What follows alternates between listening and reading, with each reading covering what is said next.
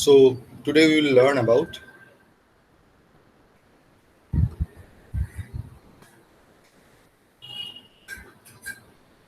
elastoplastic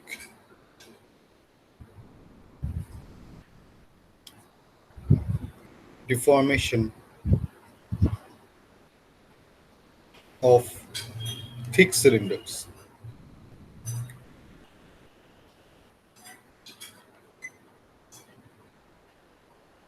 Or actually, you can call them thick pressure tubes.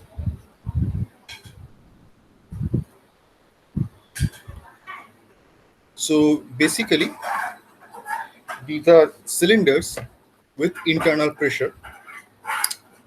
Now, you do today this particular case.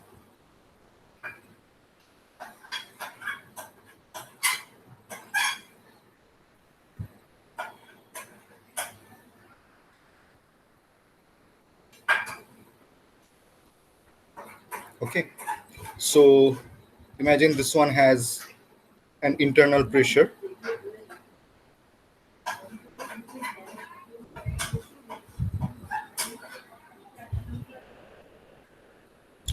You can say that this one has a radius of r, and this one has a radius. This one has a radius of a, and this one has a radius of b. So the point here is that the thickness b minus a is is not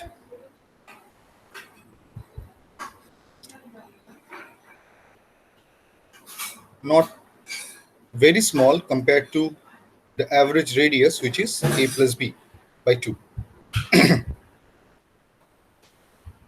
So if we are assuming few of the things, first of all, axisymmetry, that the entire problem, because you see both the geometry and loading is axisymmetric, so the entire problem is axisymmetric. The point being that the deformation and all is also axisymmetric, which means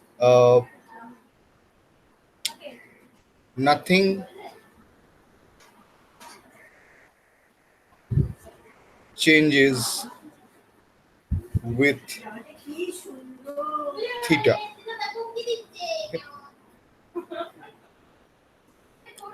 So this is not a separate assumption. This is essentially the first one. Okay, that's the idea. So imagine if I take a small portion. Okay, now what type of small portion? So I'm drawing a couple of radial lines over a differential angle of d theta. Okay, and even in that, I'm taking this tiny portion. You can call it differential area element. Okay, and let's say the thickness of that differential area element is dr. Okay, and r ranges from a to b. Theta, of course, ranges from 0 to twice pi, and you can say that up to this is your radius r. Okay, so the area kind of looks like this. um,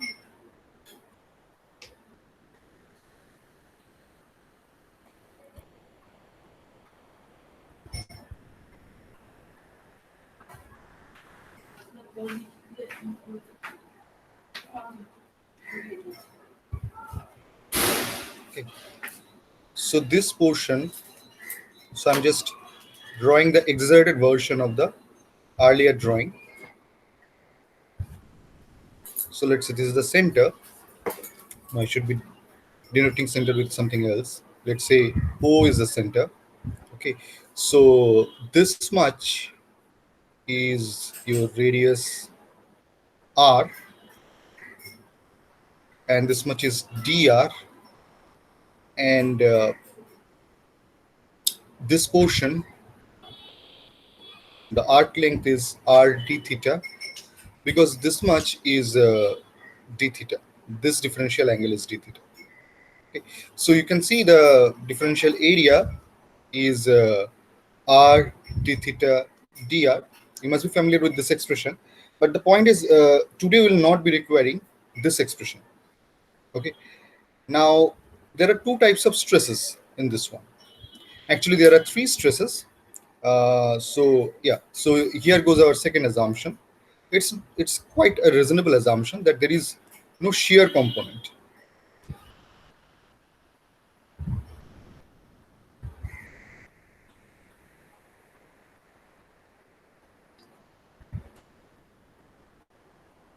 Okay.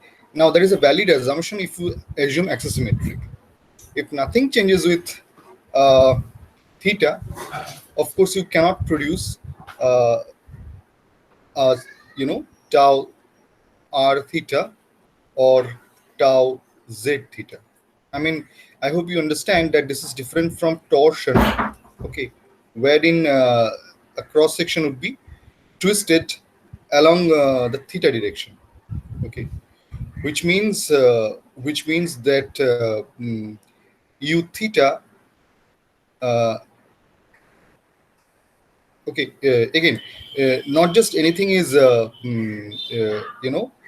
dependent on theta. There is this quantity also is zero. U theta is zero. So here you have a non-zero u theta, right? That's what is producing strain in torsion. So both of these quantities are essentially zero. Anyways,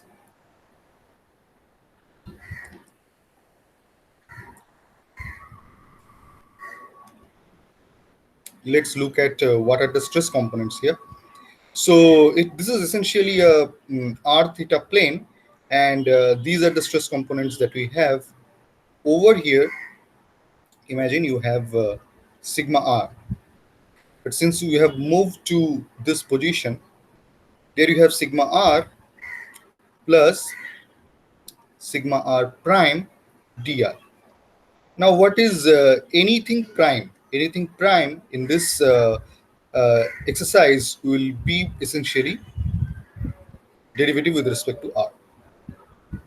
Okay, quantities here are essentially functions of r. Now, this is the theta direction. Okay. That means this line that I'm drawing is perpendicular to the to this two radial lines. Okay, and this is the direction along which would be acting your so tangential to that would be your sigma theta. And again, sigma theta is not changing from one phase to another, okay, because nothing is changing with theta. Okay. If sigma theta were to change from left phase to right phase, the only thing that is changing is theta, because nothing is changing with theta. So sigma theta would be same, okay, at a given radius. At a given radius, it is the same everywhere. Okay, so let's now see how these two stresses interact. For example, here I'm drawing another line. So earlier I drew a line which was a circular arc, and that would essentially intersect the two radial faces, okay, at 90 degrees, and essentially would give the direction of sigma theta on those two faces. But if we were to consider the sigma theta direction, or a direction which is normal to sigma r, okay, that is exactly in the middle. So compared to that direction, I mean, this could be a little confusing, so listen carefully. So the direction of sigma r is not exactly being perpendicular to sigma theta on these two faces. You can understand that the sigma theta and sigma r is changing with as you change theta. Okay, but here by sigma r we mean the middle direction. Okay, so middle line. So these two faces are not parallel to middle line. Essentially, therefore, the normals to these two planes are also not perpendicular to the line of sigma r. So there you have a difference in angle d theta by 2 and d theta by 2. So does it make sense whatever we had discussed so far? Very little thing that we discussed, but does it make sense so far? Yes, sir. Yes, sir. Okay.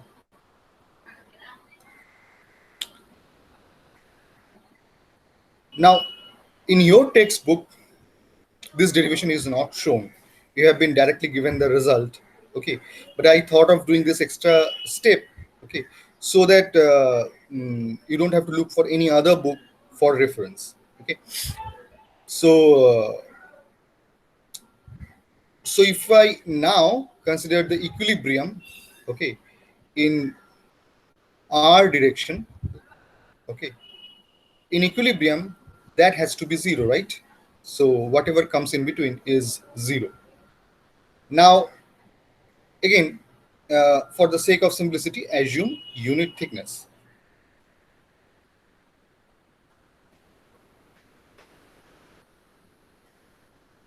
Okay, so so the first term that we are getting is sigma r times r d theta. Okay, the next term that we are getting plus, which is sigma r plus sigma r prime dr, and then how much is this length, this arc length?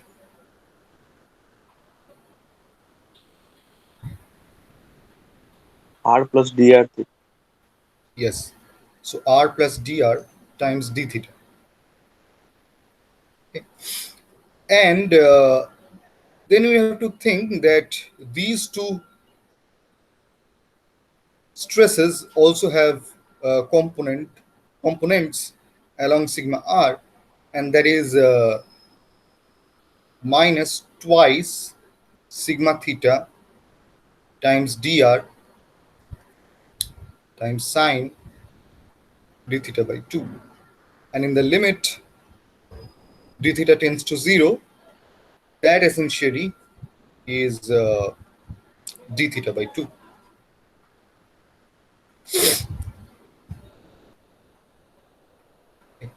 Now if I expand this term, you'd be having 4 terms, right? So can you get the simplified expression for this one?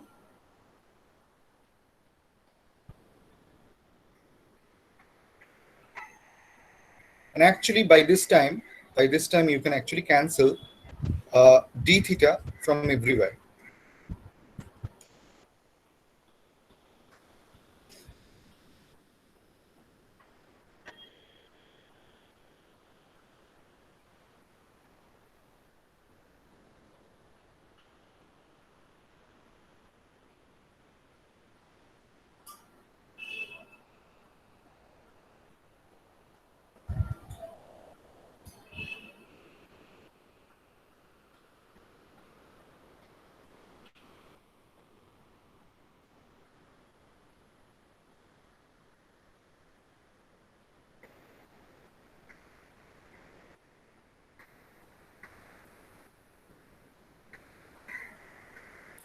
So what are the terms are you getting?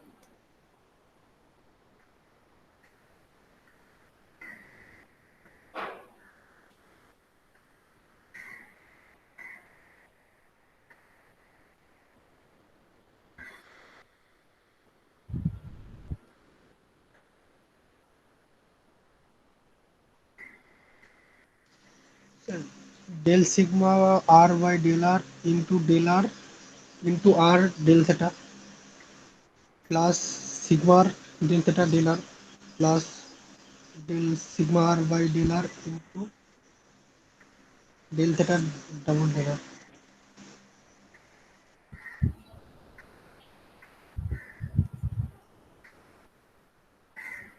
So you are getting one dr squared time squared term. So that of course is negligible in the limit dr tends to 0 in this whole expression. Okay, and actually you can get rid of one dr from each term. Okay, so that essentially would give you one infinitesimal term. Okay, so that is negligible. Okay, so in the end, this is the equilibrium equation that you get, which is sigma r prime plus sigma r minus sigma theta divided by r equals 0.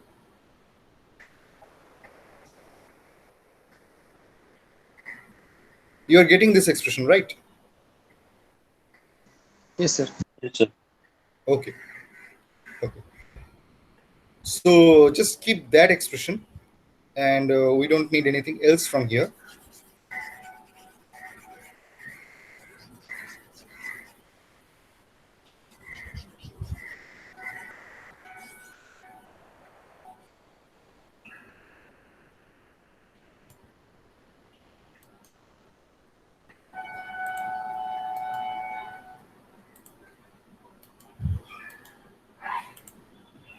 Okay.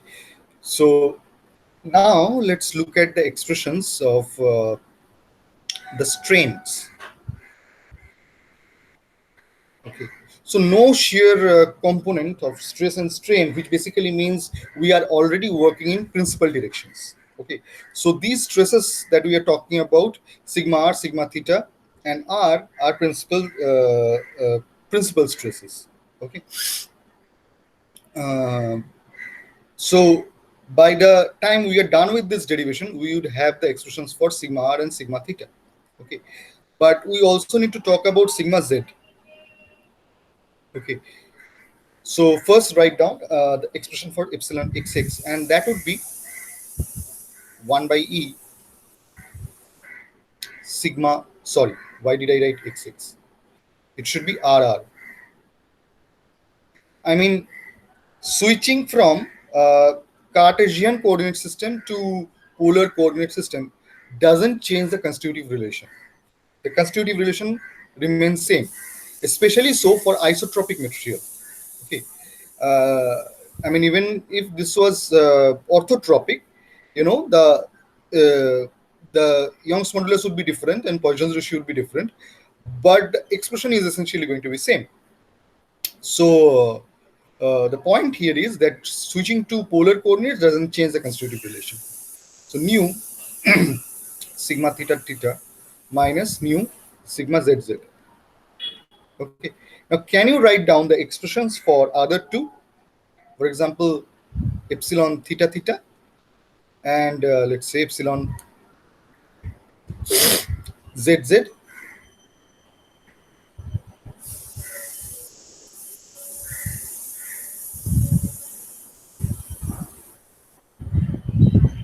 So epsilon theta theta is equal to 1 by e Mhm. bracket sigma theta theta minus mu into sigma Yeah, rr minus correct. mu into sigma.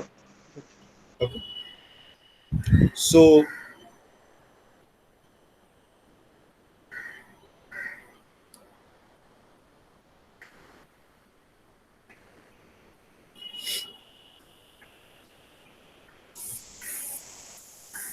and again, what is epsilon zz?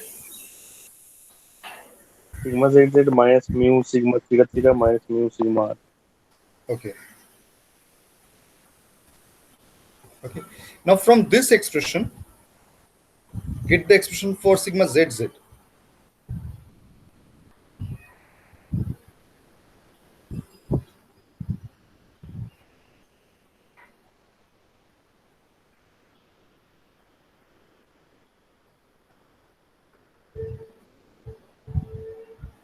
Okay, I'm using two different representation. I'm calling sometimes it is sigma r and sometimes calling it sigma rr, but essentially the quantities are same. Okay, if you want to skip the double suffix, you can do that.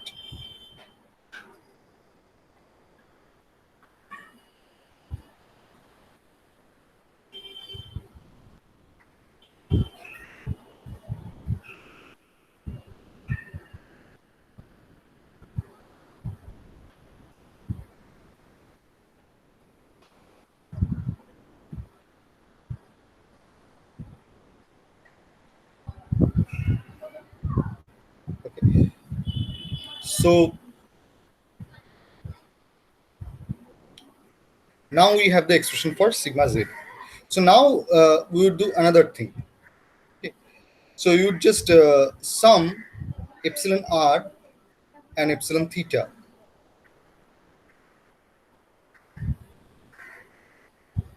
So tell me, what expression do you get?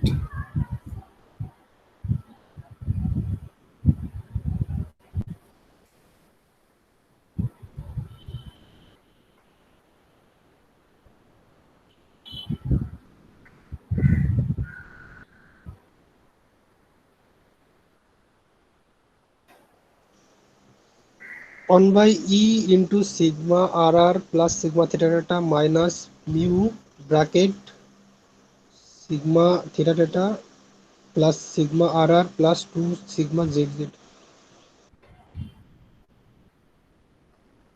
Okay. minus 2 sigma z.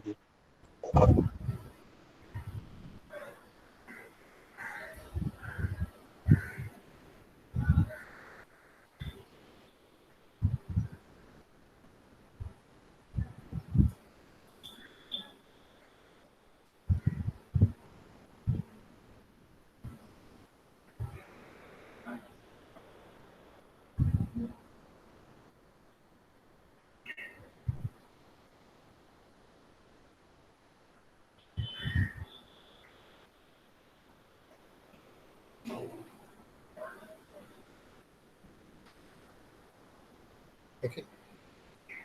Okay. So next thing is substitute this expression of sigma z in epsilon r and epsilon theta.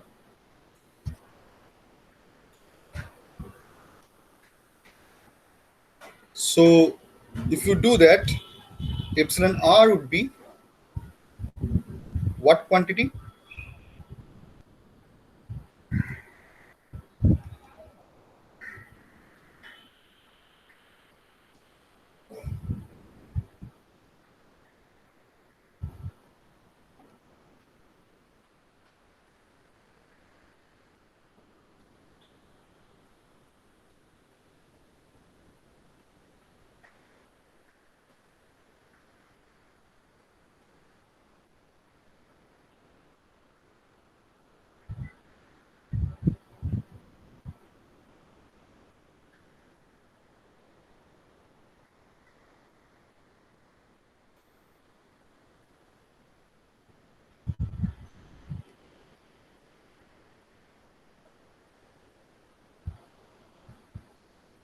Which basically means,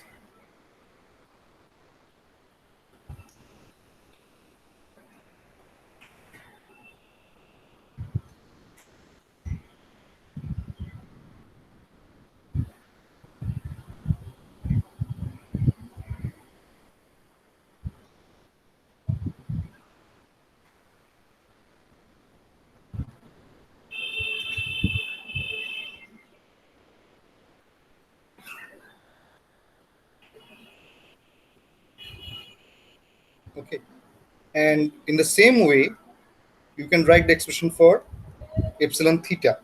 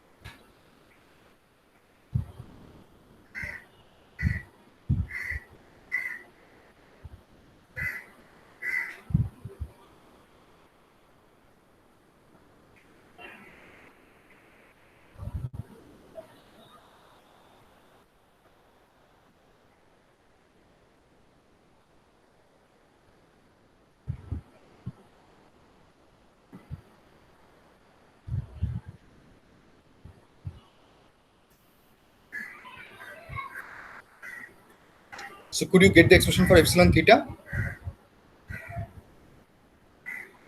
Suppose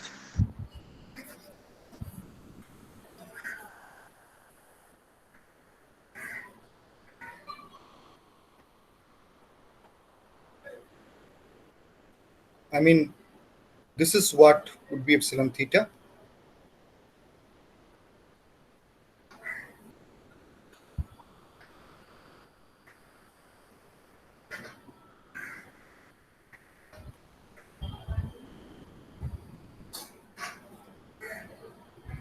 Right? Okay. Now, there is certain relation between epsilon theta and epsilon r. Epsilon r is actually du dr. Now, what is u? U is the movement in the radial direction. Okay. So u is the radial displacement.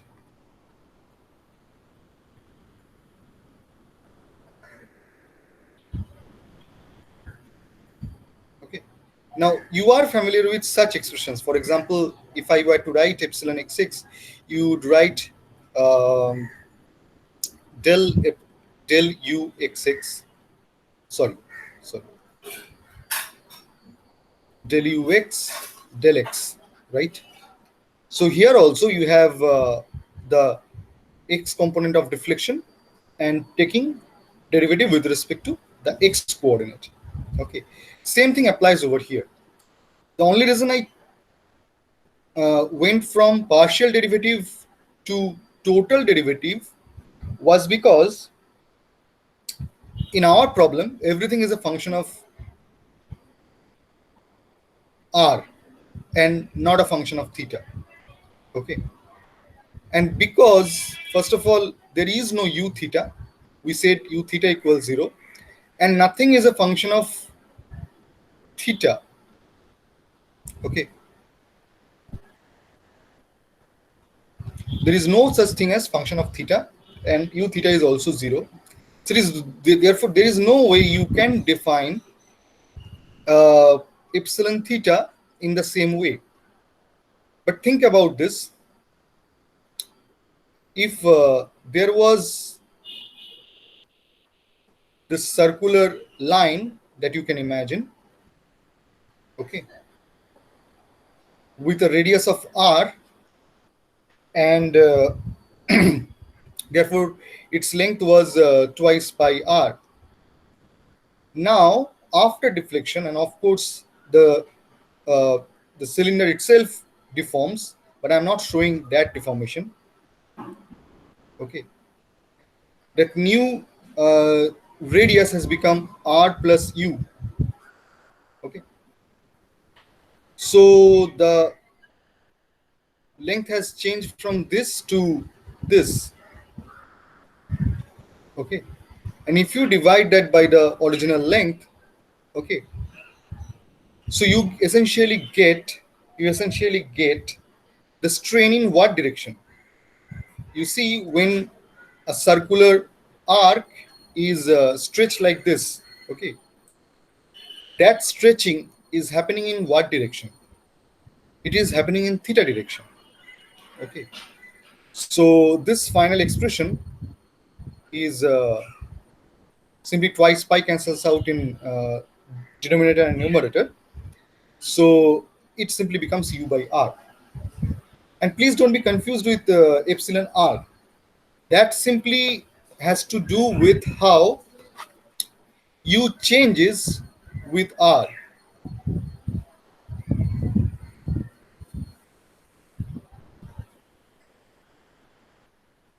Point being, let's say again, go back to our differential element.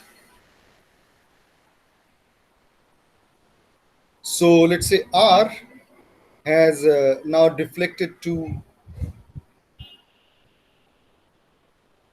u over here, and then r plus dr over here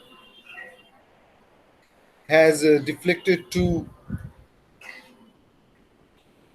by this much, u plus du. Okay, so the length of the element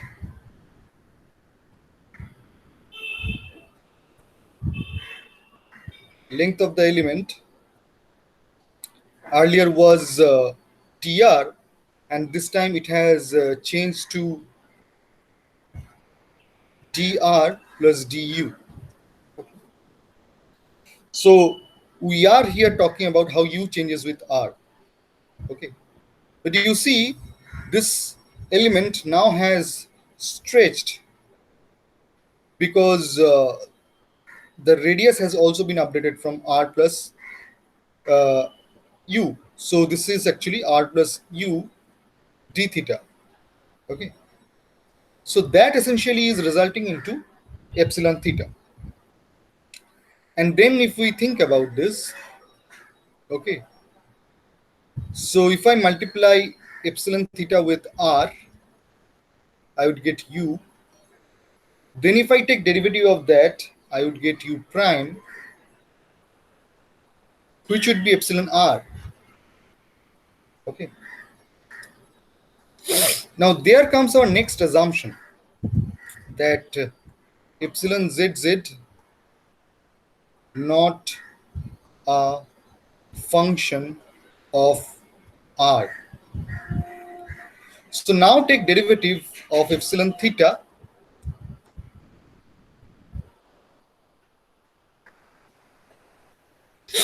with respect to r.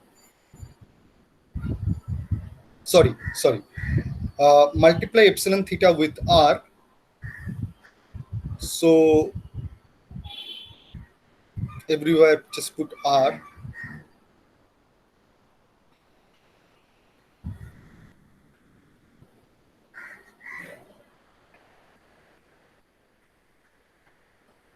Okay, and then take derivative of this quantity.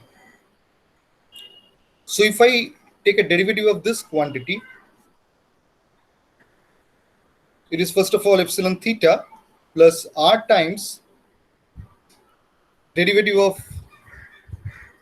epsilon theta. Okay, so if I take derivative of epsilon zz, that essentially is 0. Then I'll have to take derivative of sorry, so I don't need the first expression. The first expression is not valid. So the derivative of sigma theta and sigma r. Okay, this quantity is 0 as we discussed here. So this is r times, and I can also put 1 plus nu divided by Young's modulus outside of the bracket, sigma theta prime 1 minus nu sigma r prime.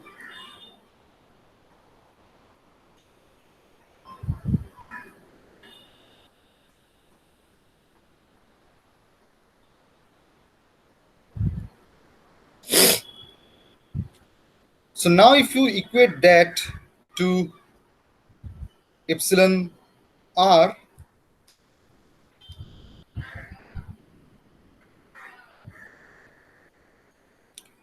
so this is the expression that you get.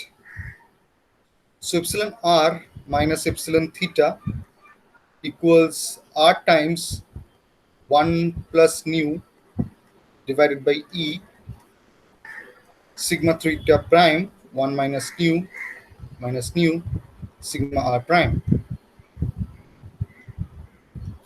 Now can you tell me what this quantity is?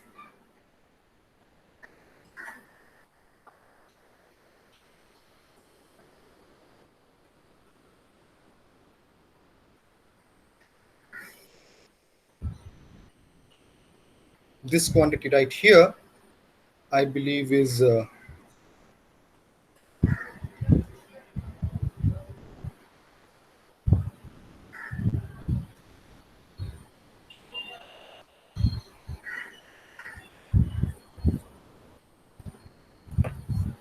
that the correct answer?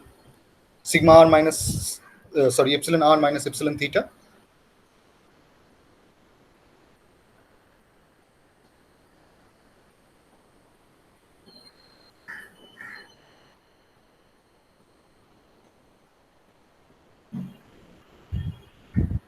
Yes, yes, sir. Okay.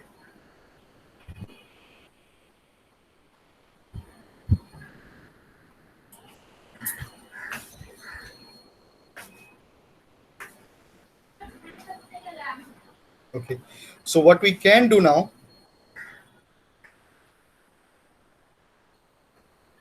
is divide either side with this quantity.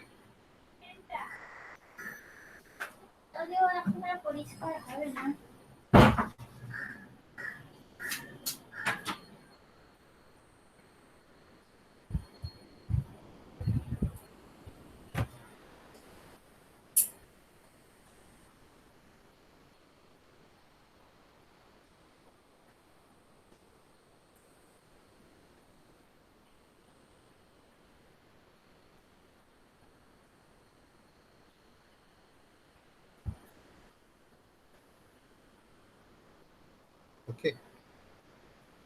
Sigma r minus sigma theta. And this side is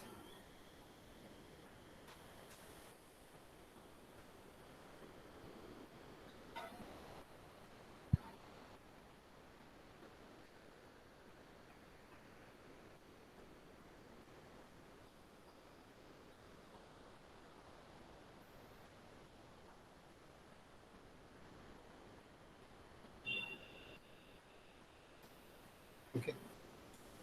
So the next thing that you can do is from this expression you can substitute sigma r minus sigma theta is minus r sigma r prime. Can you see this? Sigma r from the equilibrium equation, this is true. Okay. Now take this expression to the other side, and you will have the following expression.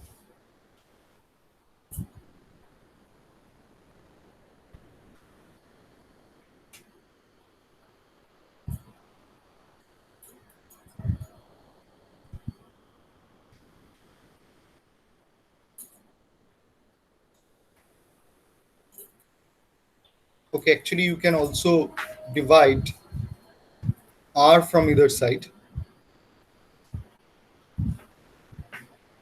You can do that because r is not zero anywhere. So in the end, this is the expression that you have: 1 minus nu sigma r prime plus sigma theta prime equals 0. Is it the expression are you getting? Yes, sir. Yes, sir. Now you can also cancel 1 minus nu because nu is not greater than 0.5 and nu is never equal to 1. So essentially, this is the final expression that you can get: sigma r plus sigma theta prime equals 0. Okay. So essentially, this means that this whole quantity, sigma r plus sigma theta,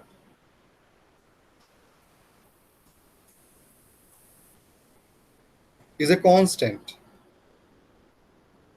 And instead of writing it C, we would simply call it twice A.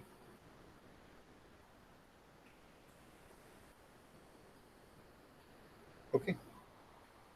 And now we would substitute this expression cleverly over here. Okay.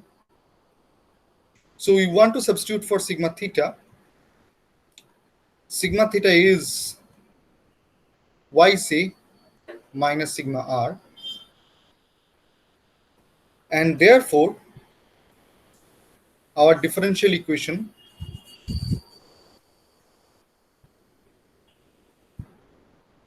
becomes what? Sigma r prime is equal to 2a by r.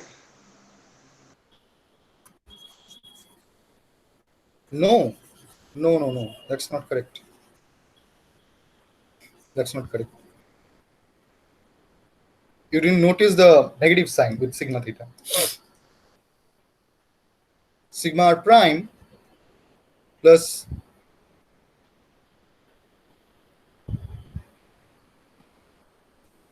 twice sigma r minus a divided by r equals 0. Is it the correct expression? Yes, sir.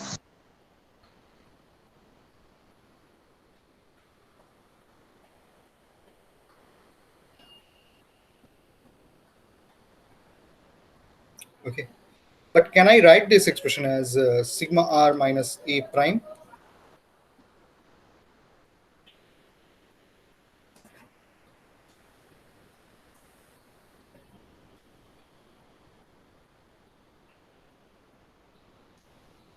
Or for that matter, can I write it like this?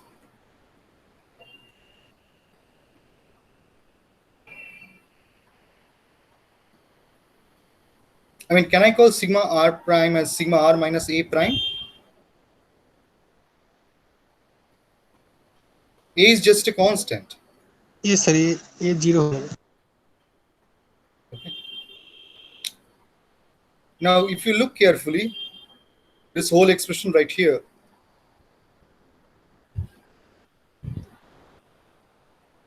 is actually derivative of this quantity.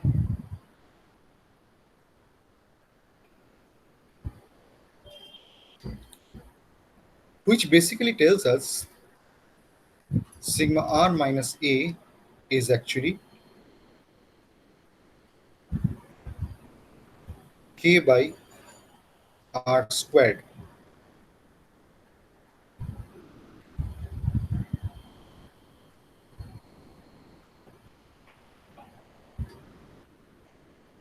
Does that make sense? K is the constant of integration. Yes, sir. Okay. Now let's look at the boundary conditions.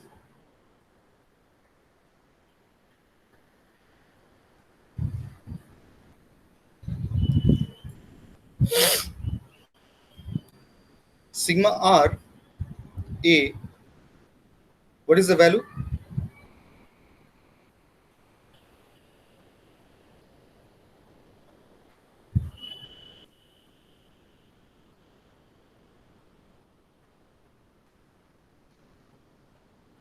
What is sigma r at a?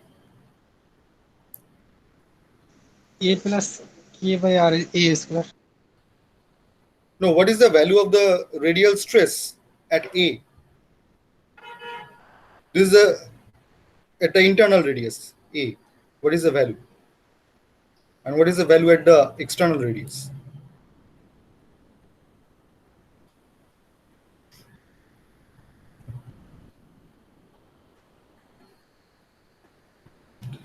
So first of all,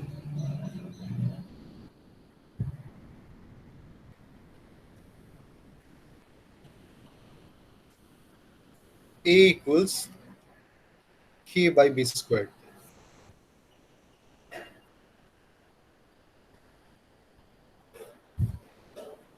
And p equals, or rather minus p equals k by b squared plus, okay, sorry, uh, this is the part, k by b squared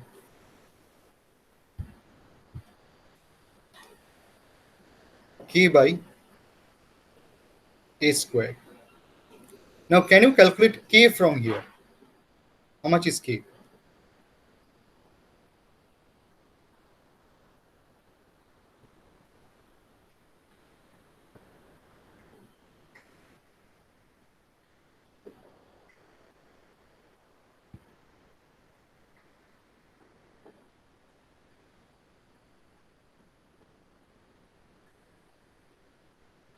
Get the expression for k from this expression. So P into A square into B square by A square minus B square. Okay, okay. So just remember b squared is greater than a squared, as b is greater than a. So k is not what you said. I mean, of course, it is what you said, but it's kind of like this.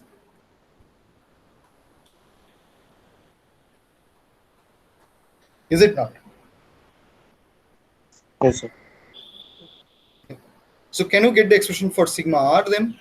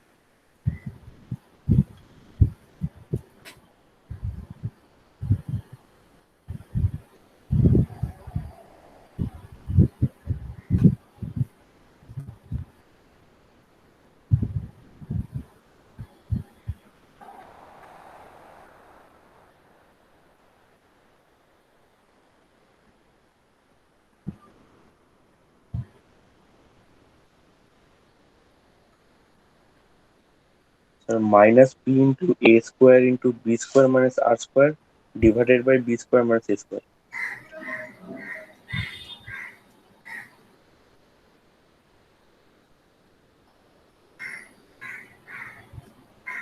Sorry, minus p. Into a square Mm-hmm. into bracket a b square minus r square are divided by b square minus a square. Hmm.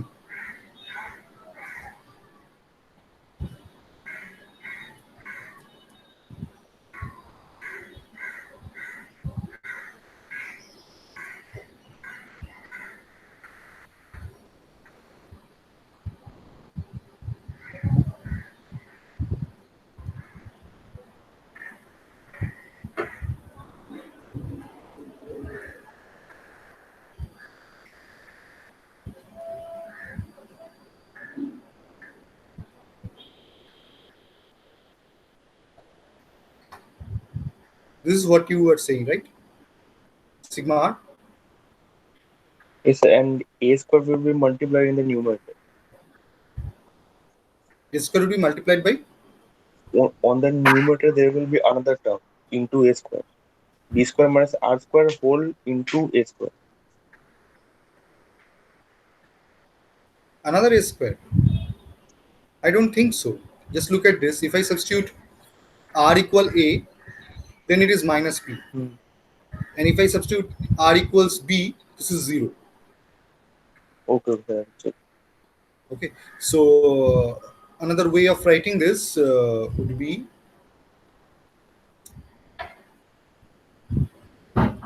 1 minus r by a whole squared. Sorry, r by b whole squared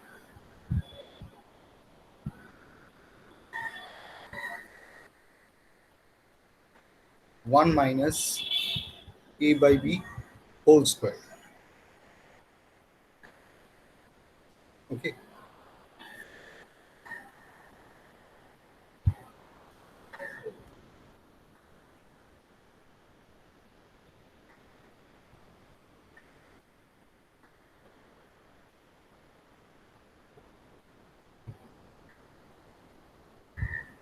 But I don't think this is what the expression is going to be, right?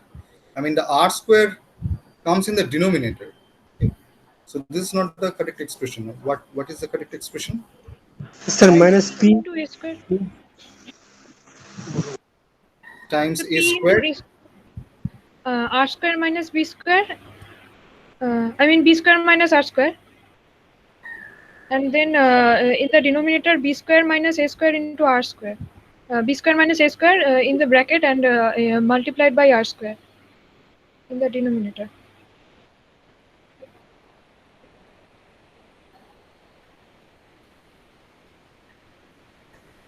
this and And there is a b square minus r square in the in parentheses. okay.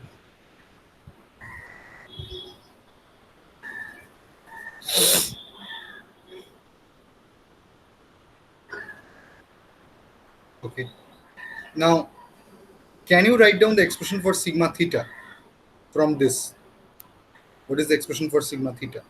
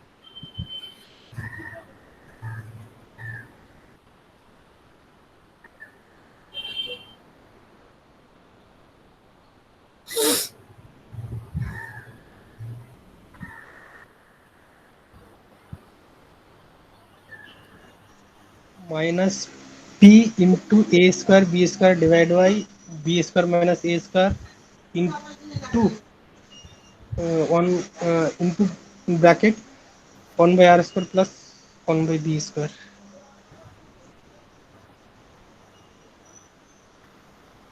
Is it something like this?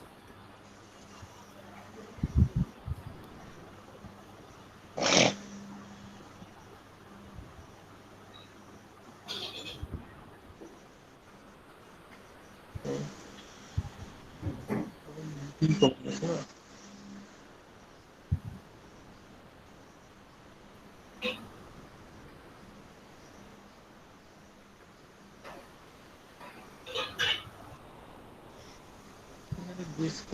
B square ভাগ করেছি।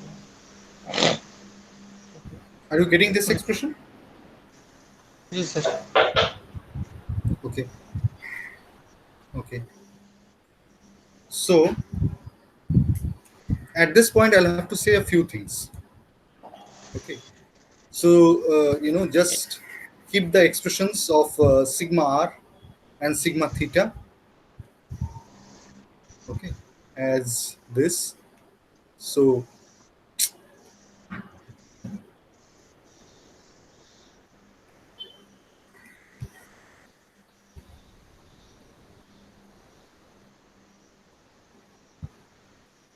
okay, so just keep them in mind. Okay. Now these are the expressions of the stresses derived from the theory of elasticity. Point being, these are all valid within the limits of elasticity.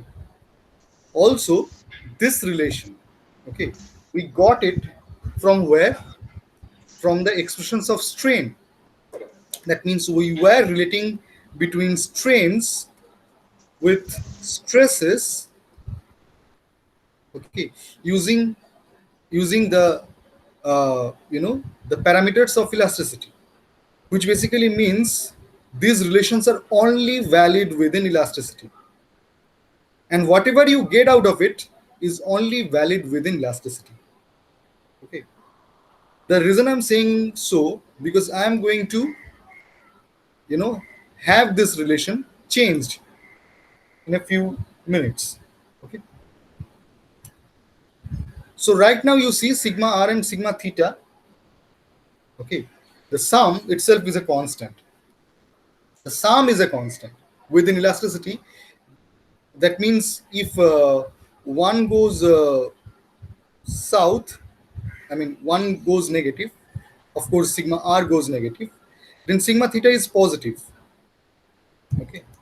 Sigma theta is simply its mirror image. Of course, at r equal a, sigma theta is positive, not zero. I mean, so this is what is happening when you, sorry, not R equal A, when the pressure is sorry, what did I just say?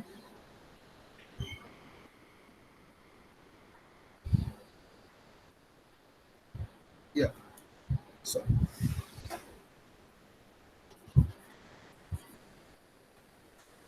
So let's see what is the value of sigma theta if you substitute R equals A.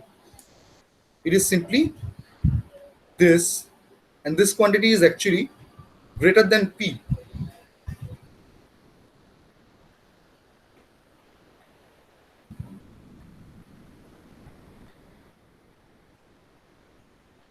A lot greater than P. So,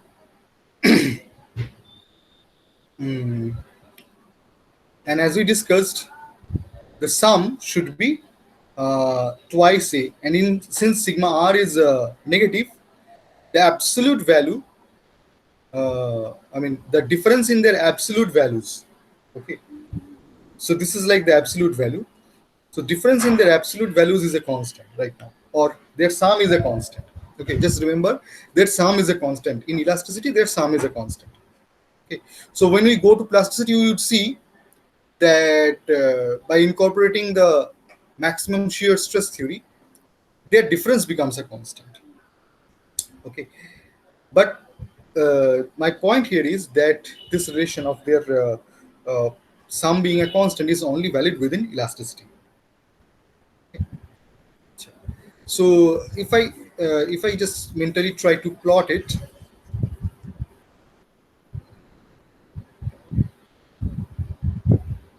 let's say this is the center line of the tube.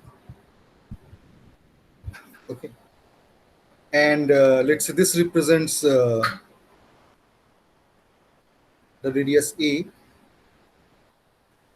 and this line here represents the radius B. And if I were to plot the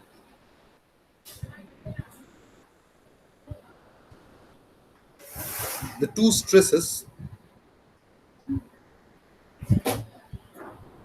with radius, okay, so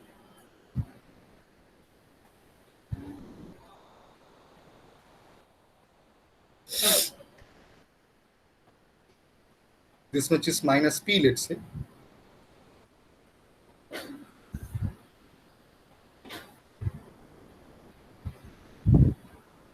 So this is how sigma R changes.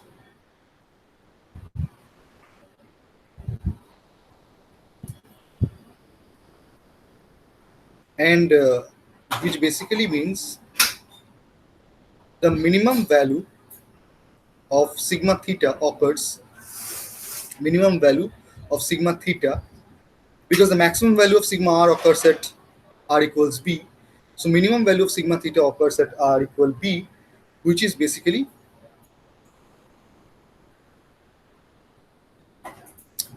twice P by B minus A whole squared minus 1. Okay. So this also descends into that. Okay. So essentially, because their sum is a constant, they actually are like mirror images. This doesn't look like a mirror image. This is what is happening.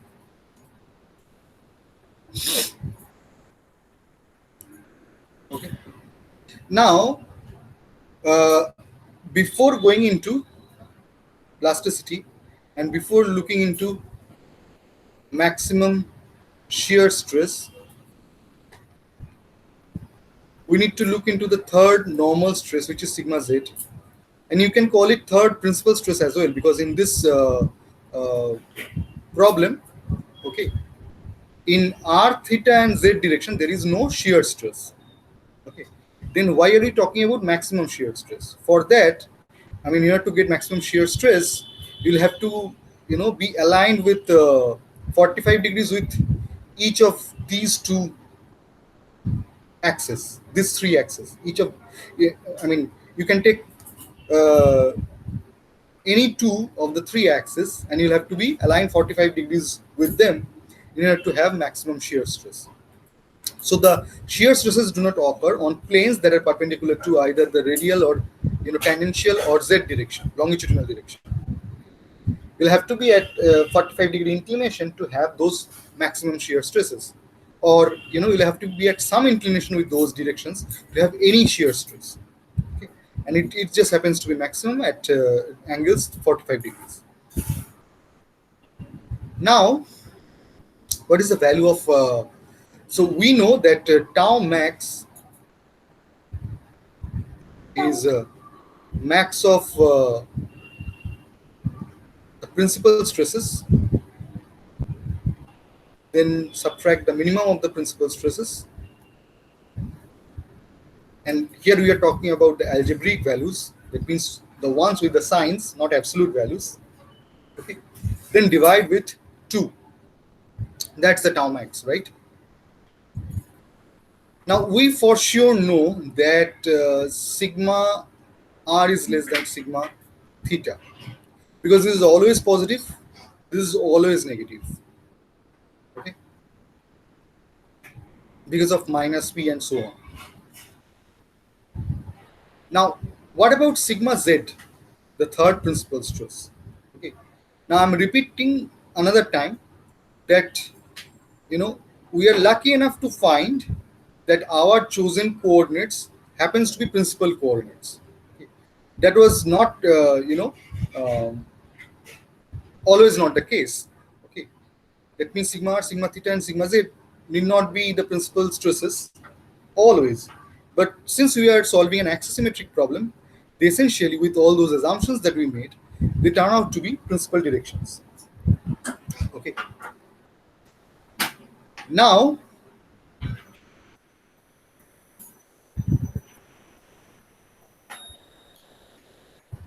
let's consider a few of the situations.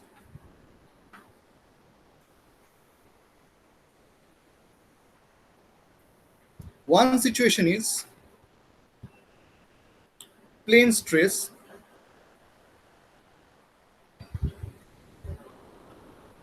or open tube. I mean, the pressure that we are talking about need not be coming from a gas or a fluid inside the tube. Okay. I mean, you can consider this one hollow cylinder in an interference fit with another hollow cylinder. And in this region and in this, interface, you have internal pressure. I mean, for the outer hollow cylinder, you have internal pressure. For the internal hollow cylinder, you have external pressure. Okay. I mean, for the inner cylinder, the condition is like sigma r p equals minus p and sigma r a equals 0. But you see, in this case, the two ends are open, which means it is free to expand in this direction. And whenever you are free to do something, you don't develop stress in that direction. It's only when you are constrained to deform in a given direction. So what is the constraint between two cylinders at this interface? Let's say the two are made of different materials. Okay, and let's say they are being heated. So they are expanding at different rates, but at the interface they are supposed to expand the same amount. The thermal expansion, okay, is different, but their total expansion is same, which basically means that they have different mechanical expansions. Okay, which means they are developing compressive stress at the interface. Okay. Now,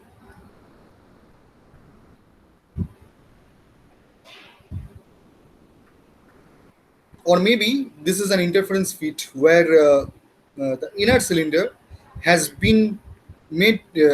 So the outer cylinder was heated, the inner cylinder was put, and then the outer cylinder is cooled. Okay. Now the outer cylinder has come to room temperature, so its thermal expansion is now zero, but its mechanical expansion, okay, has to be there at the inner surface in order to accommodate the inner cylinder. But because of the pressure, the inner cylinder will also compress a little bit. So it's not that only the outer cylinder expands, okay, the entire amount. Okay, so there is some adjustment. So the point here is that you can have a situation where there could be open tube, okay, and because it is open tube and there are no shear stresses, you have this situation: sigma z equals 0. Now this is negative and this is positive. This is always positive and this is always negative. And if this is trivially 0, then sigma z comes in the middle. Next, consider a situation which is a plane strain situation, which means you are in a situation where epsilon z equals 0. Now, if you go back to the expression for epsilon z, that would mean sigma z is essentially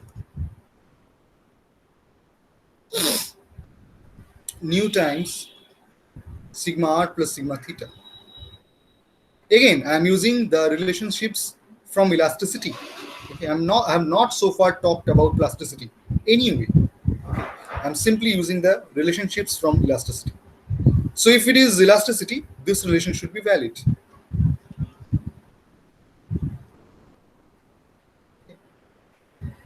And you probably have the expression for A, right?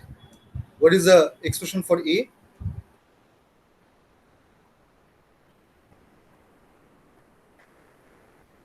minus k by b square. minus k by b square. P, then P P a square by b square minus a square. P a square divided by b square minus a square, right? So sigma z becomes P a squared by b square minus a squared, and then twice of it.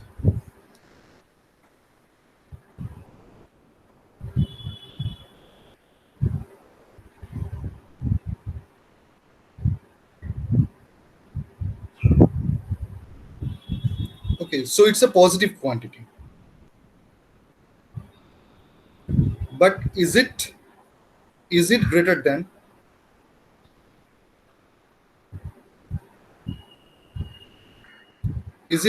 sigma theta? If I again rewrite the expression for sigma theta, that would be P times b squared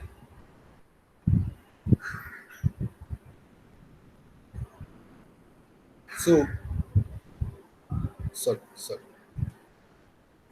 so P a squared by b square minus a squared 1 plus b by r whole square. Now all you have to compare is this sum.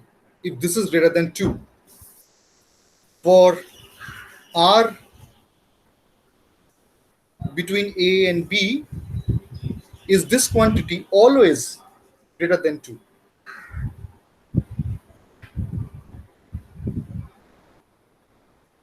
No. No? Always greater than equal to?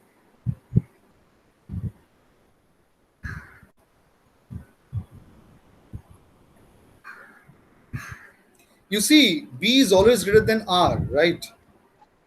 Or equal to r in the limit. I mean, at the boundary. So this whole quantity is always greater than 2, right?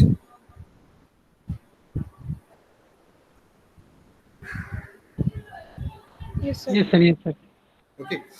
Another thing I missed to mention, there is a Poisson's ratio, and which is even less than half. Okay. So there is no way sigma z sigma z could be greater than sigma theta. So sigma theta is the highest stress, and of course sigma z again is greater than sigma r because this is a positive quantity. Okay. Now let us consider the third situation, closed end.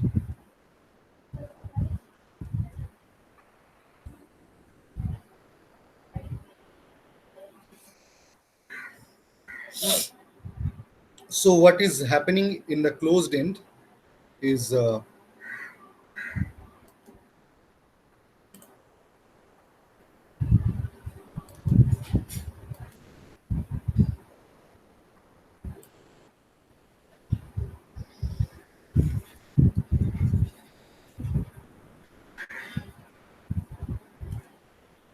so you have your hollow cylinder.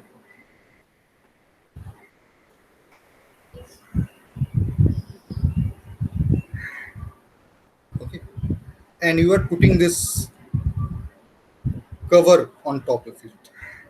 Okay, so you know that this radius is a and this radius is b. Okay, so if I project the radius a on this one, this is what the situation is. Okay, so there is internal pressure, right? So acting like this everywhere, and that pressure is p.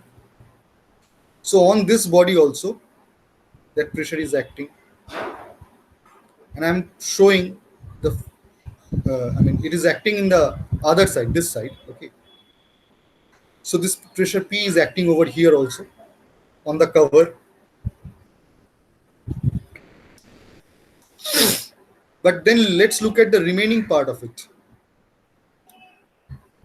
In the remaining part, okay, so the pressure is acting over the area pi a squared. That is the force that is trying to blow the cover from the tube. Okay, and the other stress, that is there's a tensile stress that is trying to keep the cover in position, is sigma z,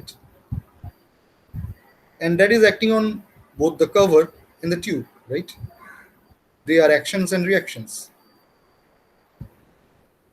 Now sigma z is acting in the area, how much area?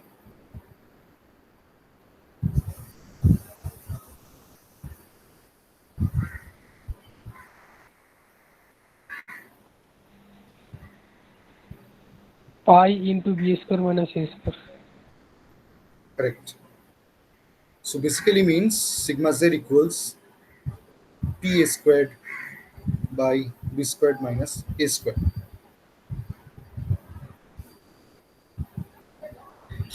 which is again less than this quantity.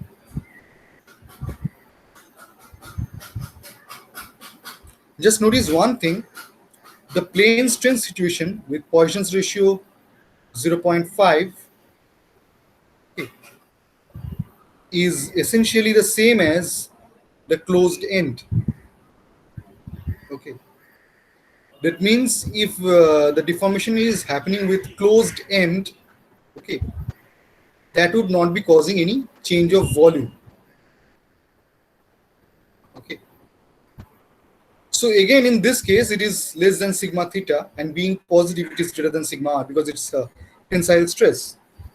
So we considered three of the possible situations, and in each situation the axial stress is simply between, okay, I don't care its sign and all, of course it is positive, and of course sigma theta is positive and sigma r is negative, but the thing is the difference it lies between sigma r and sigma theta, which basically means this relation is true, which basically means tau max is simply sigma theta minus sigma r by 2.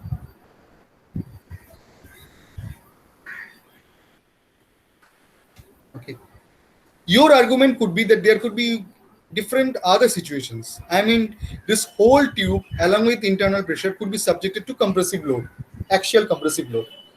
Yes, and then the situation would be different.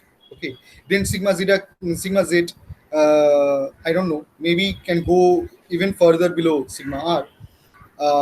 Sorry, it can go below sigma r maybe, or maybe the pressure with tube with internal pressure is being elongated, so sigma z can go beyond sigma theta. Okay, but these are not that much of a practical situation as compared to the other three that we considered. So therefore, we'll stick to the practical examples, and we'll simply assume that sigma theta is the maximum principal stress here, and sigma r is the minimum principal stress. And again, we are lucky to have our coordinate such that coordinate being coincidental with the principal directions. Okay, so what happens in plasticity? So the so with the example of beam and shaft under torsion, beam in bending and shaft under torsion, so elastoplastic bending and elastoplastic torsion, one thing was working for us, that we are only dealing with one stress component. The moment we move to thick cylinder, okay, now we'll have to work with two components simultaneously. Okay, and if my material is something like this, uh, tau y and gamma. Okay, so tau changes and eventually becomes a constant, elastic, perfectly plastic. Okay. If that's the situation, what do we call tau y, right? We also call it k. It's not the bulk modulus k. It's like when we represent J2 equals k squared, being the representing the distortion energy theory. Okay, so that's what is happening over here as well. Mm. But we are using maximum shear stress theory or Tresca criteria. So sigma r, sigma theta. Sorry, not sigma r, sigma theta. So we'll have to calculate sigma theta minus sigma r. Okay. So the condition over here is in plasticity. Okay. So this has to be less than or equal to k.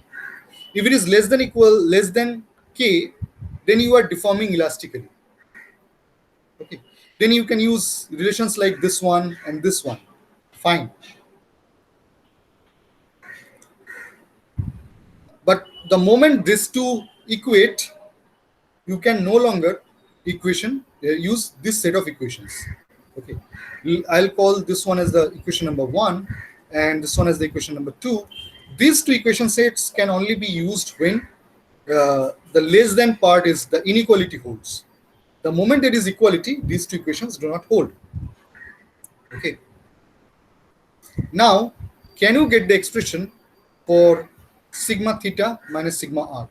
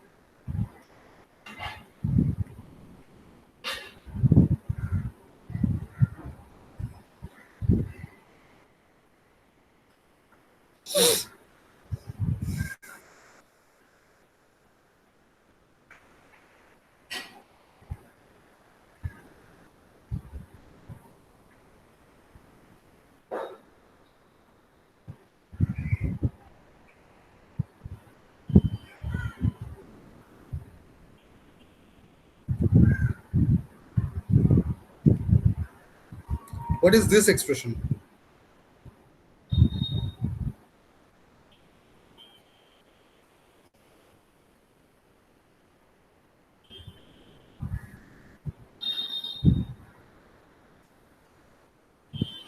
2 into P into B by R whole square divided by B by A whole square minus 1.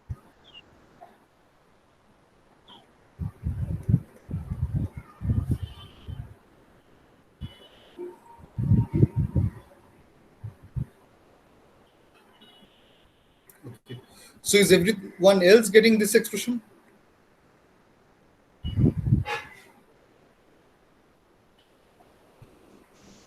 Acha, can you tell me? Sir, P, Sorry. sorry, Yeah. P Is it into V by R to the power 4. Sir, P into V by R to the power 4 minus 1 divided by B by A square minus 1 whole square. why do you have to the power 4? Their denominators are same. So all you have to do is a little subtraction. And you see, Sorry. when I yeah, so this quantity is negative and this quantity is positive, two minuses. So when I subtract, so this will vanish, and because this was originally negative, on subtracting this will be added. So you are going to get this expression right here. And I hope you notice that this quantity is it is maximum at r equal r mean, that is a. You see, it is b by r whole squared, right? So the maximum value of this quantity is when r is minimum. Is that clear? Yes, sir. Yes, sir. In the I also forgot to mention this, and this has to be 2k. Why 2k? I probably wrote k in the previous page. Why 2k? Uh, the ratio of sigma y to tau y as predicted by maximum shear stress theory is 2. Okay, or you can say that tau, sorry, this is less than twice k. Okay, no, you don't have to go by this. You only have to think in this way, that tau max equals sigma theta minus sigma r divided by 2, and that should be less than tau y, which is k. Acha. So this quantity is maximum at a. That means yielding starts at a when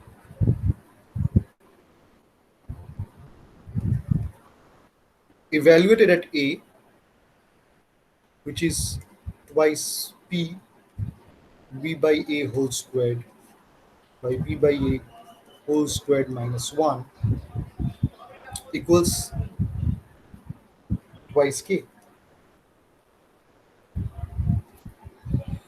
So, another surprise.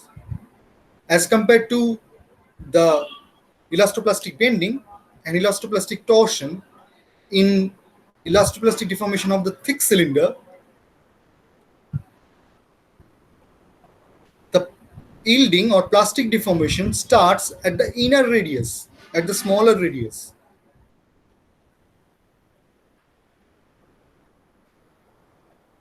Okay. And at, so can you calculate the p prime value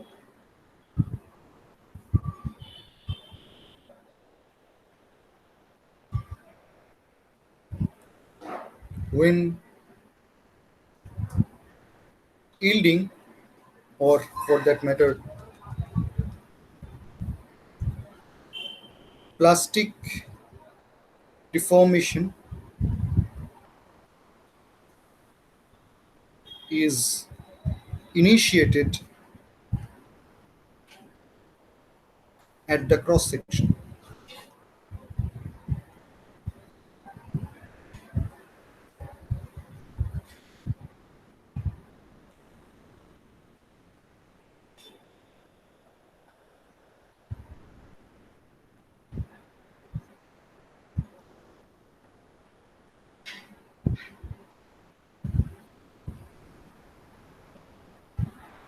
That means I am asking about the p value that would match this relation.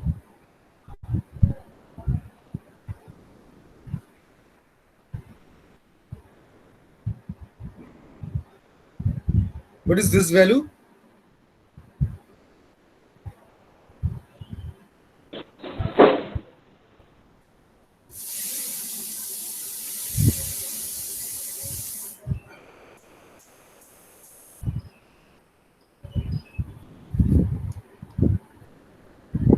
Is that so? Divided by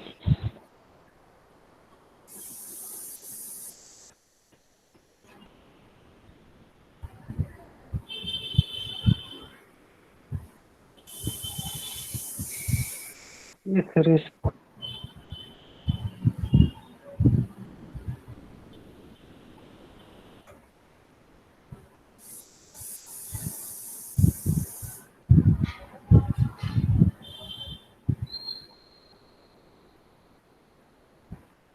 You see, this also means that if it is not indeed a thick cylinder, you see, anything that applies to a thick cylinder can also be used for a thin cylinder. So if A tends to B, okay, P prime is a lot less than K, which means you need a very tiny pressure to cause plastic deformation in a thin cylinder. And the amount of pressure required to cause, or to start plastic deformation in a thick cylinder is this one. Is it the expression that you are getting? Or, I may have done some mistake in calculating it. Yes, sir. Okay. Yes, sir. Sir, yes, sir. Yes, right, right. Okay. Okay. So after that, what do? We consider a situation where a given pressure, in this case, a given pressure would divide the geometry into a core and a shell. But unlike the other two examples, previous two examples, here the shell is elastic, the core is plastic.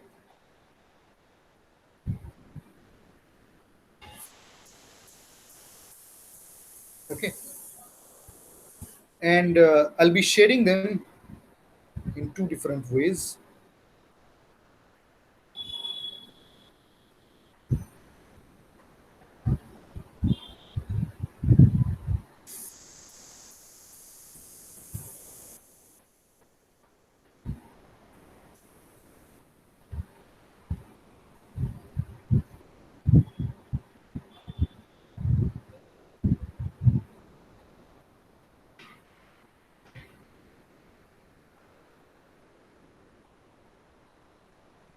So now we have an elastic shell and we have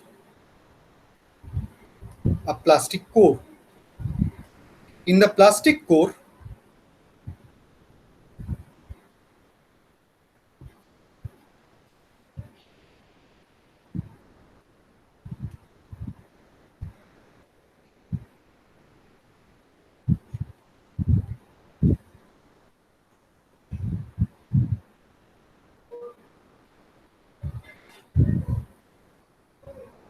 we have sigma theta minus sigma r equal twice k. So in the plastic domain, okay, so that is r less than c, and this one now is r greater than c. And I'll explain what do I mean by p star. Okay. So now the relationship between sigma theta and sigma r is that their difference is a constant. Or in other words,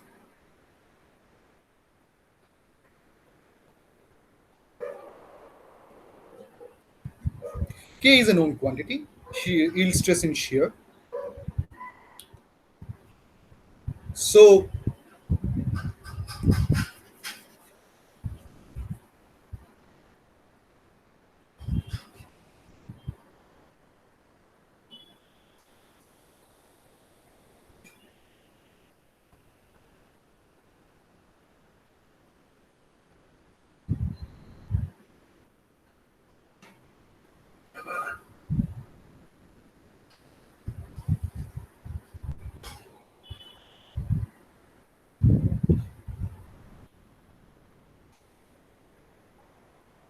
or sorry, I made a mistake. I don't need the other expression. I don't need this expression right now. So let's go back to the equilibrium equation.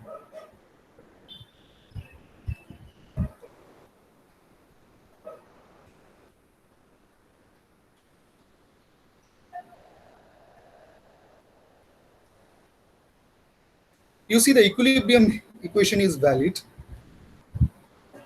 in any form of deformation, whether you are having plastic deformation or elastic deformation. The equilibrium equation is only the balance between forces, okay, and it has nothing to do with the constitutive relation, which is either elasticity or plasticity.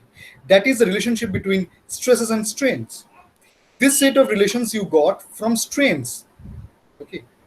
Now, this is the constitutive relation we are considering in plasticity. In all the three examples that we considered, elastoplastic bending, torsion, and this time thick cylinder, it is elastic perfectly plastic. So once you are in plasticity, the stress is not changing. That is the constitutive relation that you are using. Okay, and the other constitutive relation that we use involved, a modulus, let's say Young's modulus and Poisson's ratio. Okay, all of those were involved.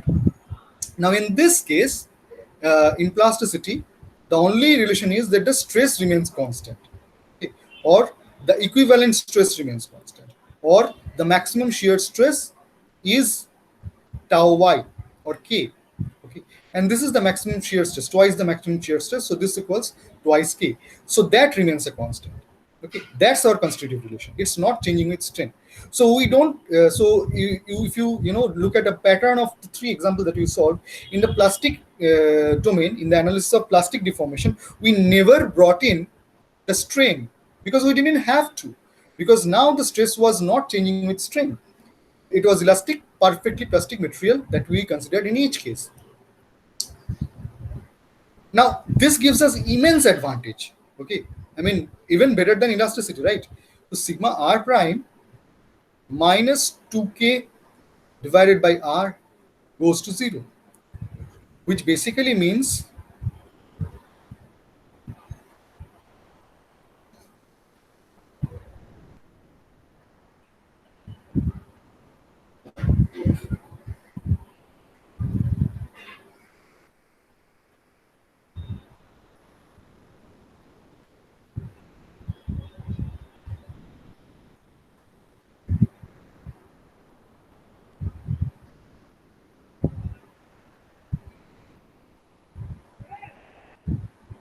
I'm writing it correctly, right? Sigma theta minus sigma r equals twice k.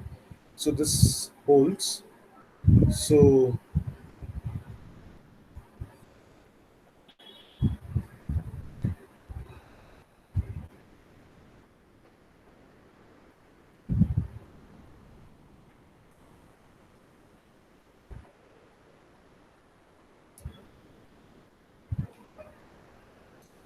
Acha, don't be confused with the k's, right? In the elastic part, I used k as a constant.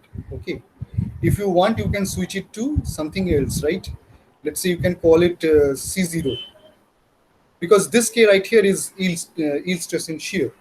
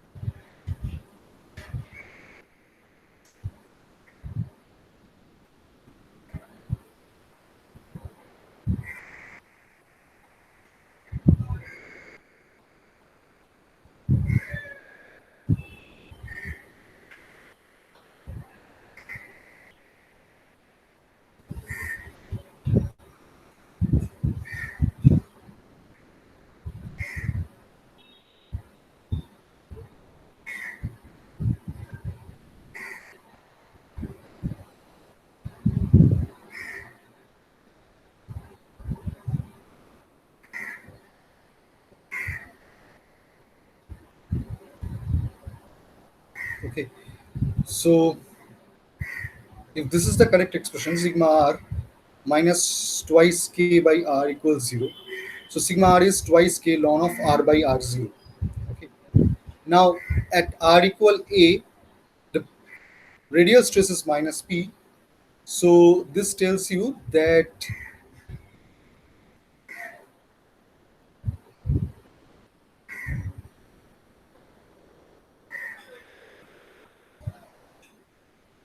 that implies twice k ln of a by r0. R0 is the constant of integration, by the way, is minus p. That implies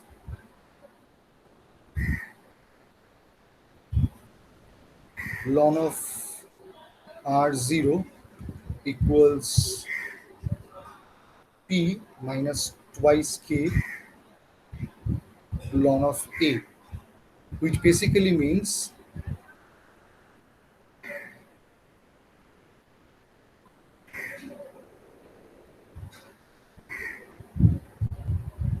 no, plus, right? Which basically means sigma r is minus p plus twice k ln of r by a. And if I substitute r equals a, then this goes to 0. Okay. Now what happens to sigma theta? Sigma theta is sigma r plus 2k. So this is minus p plus twice k into 1 plus ln of r by a.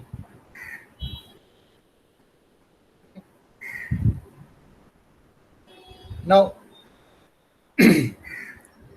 now we are actually looking for to find out that pressure P that is required to cause a given plastic core of C, plastic core of a given diameter C. Okay. So now we need to use our other boundary condition, which is sigma theta, sigma r at p equals 0. But how do we use that? Because that's when we would get the expression for p, because this lies in the elastic domain. Okay. But you see, the continuity demands that at the radius c, okay, sigma r should be same both in the elastic domain and in the plastic domain. Okay. So both the expressions for sigma r must be valid, okay, at c.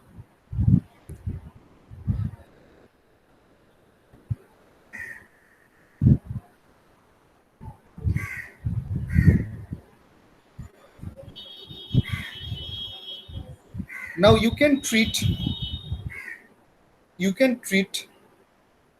okay, so one more modification needs to be done, that you can treat that elastic shell right there, okay, like a separate thick cylinder.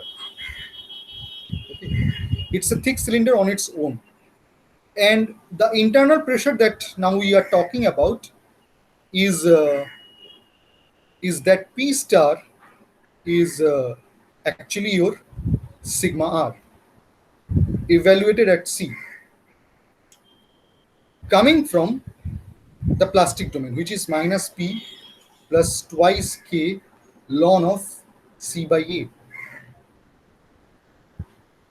Okay. And use that on sigma r. Okay. Use that to calculate the sigma r at B.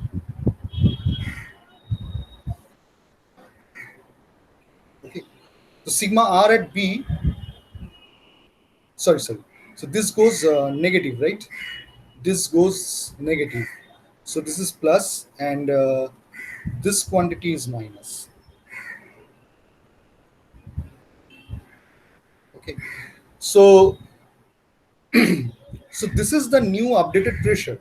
So this elastic part, okay, imagine that is a separate cylinder, and this is being subjected by this P star pressure over here. and that pre-start pressure is nothing but the radial stress at C, and that has to be same from either side. You see, the boundary condition for the elastic part also is that sigma r at C should be P star, right? Sorry, minus P star, which is basically sigma r C coming from the plastic part as well. Okay, so we are just maintaining the continuity.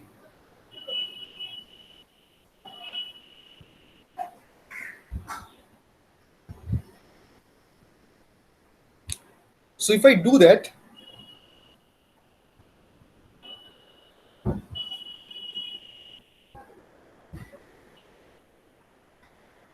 if I use that condition, then you would be able to solve. Sorry, so it is yeah.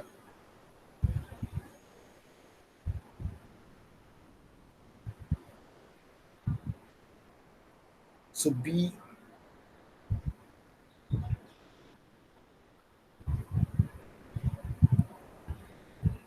no, why cannot I use the condition sigma r at B?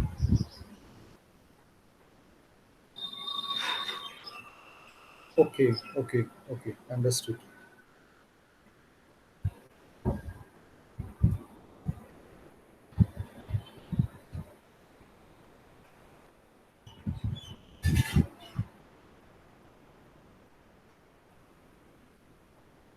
Okay, okay, okay. Because it is automatically zero, right? Sigma r at B is automatically zero, so I cannot use that boundary condition. So what condition can I use? So